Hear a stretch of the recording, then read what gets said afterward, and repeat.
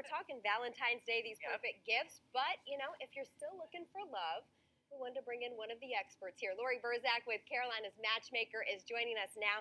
And, Laurie, a lot of people online date now. That's really the thing. Yes. But what we wanted to talk about today was kind of some of the do's and don'ts. And you see this a lot.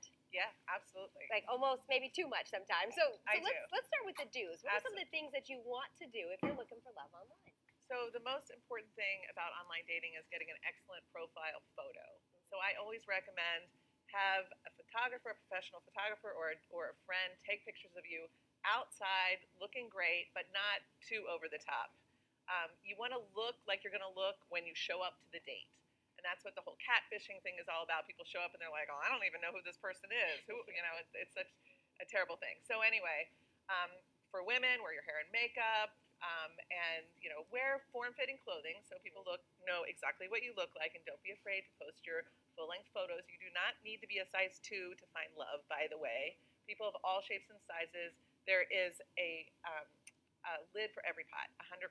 So don't ever put yourself down when you're online dating or think that you're not worthy or you're not more beautiful or handsome enough to find someone, because I have seen many, many people hire me for my online dating coaching programs, and we have found love for many, many of them. Yeah, and speaking of that, yes, give someone some perspective on Carolina's Matchmaker. I want to make sure they know your background here of how you help people find love. I am a professional matchmaker and relationship coach.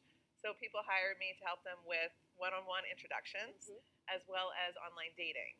And that part of the business has really picked up quite a bit in the last couple of years, as over 60% of people are online dating nowadays. Wow. So we help people in lots of different ways, and we have events, and I do workshops. I just ran a skill pub last week, so my book is hopefully coming out in the next year or so. So there's just a lot of ways for me to help people with their love lives. Yeah, so these are good tips then, folks. Which is why we're going to put them back up on screen, because there is something about what you don't want to do. And you actually want people to avoid taking selfies. Yeah. Posting selfies. Don't, especially the bathroom selfies when, like, men, please, it's crazy when I look at a photo for one of my clients and I see a guy with just, a half naked shot.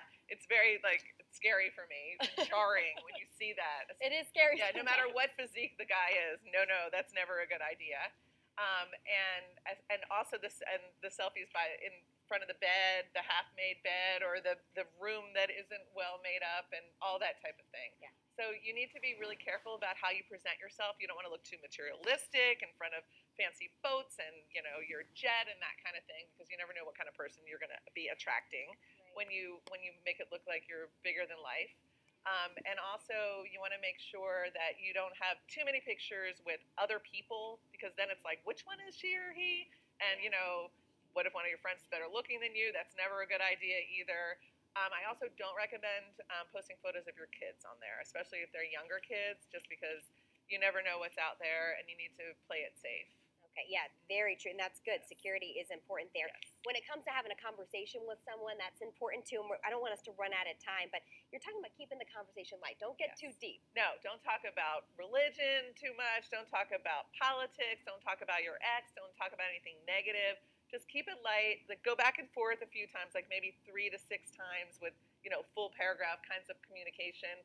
Again, get a full name so that you can do a little Google search on them, and do your background work, because you have to be careful. Yeah.